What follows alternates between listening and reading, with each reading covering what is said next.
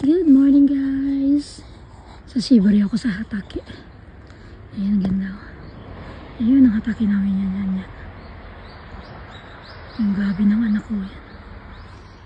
Ayan, dito kami sa Hatake. Siguro mga 1 week or 10 days ako hindi nakadalaw dito. Katakot ito. Ayan, ito lugar namin. Ayan. Imagine mo, meron kaming may kuma daw dito banda. Kaya ingat. Kaya bago ako bumaba ng kotse, ayan. Kaya kiram na muna tayo. Yung mga kapitbahay, may mais pa siya. Ang galing talaga nito. Ang galing niyang magtanim ng mais sa kamote. Yung matanda, wala pang... may mga tanim na rin siya. Ayan. Nagdilaw na yung mga ibig sabihin, pwede sigurong harvestin itong yung imo ng anak ko.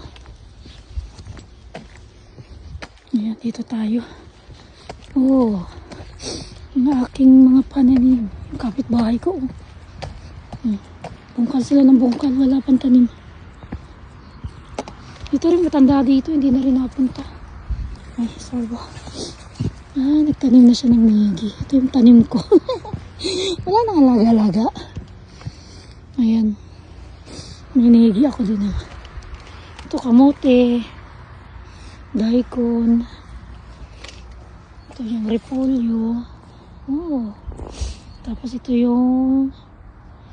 Ano ba yun? Yung... Ewan ko, bagyo peche ba tawag doon? Ano ba tawag doon? Aksay. May minjin ko. Ayan. Kahit wala lang palang alaga, nabubuhay. Thank you.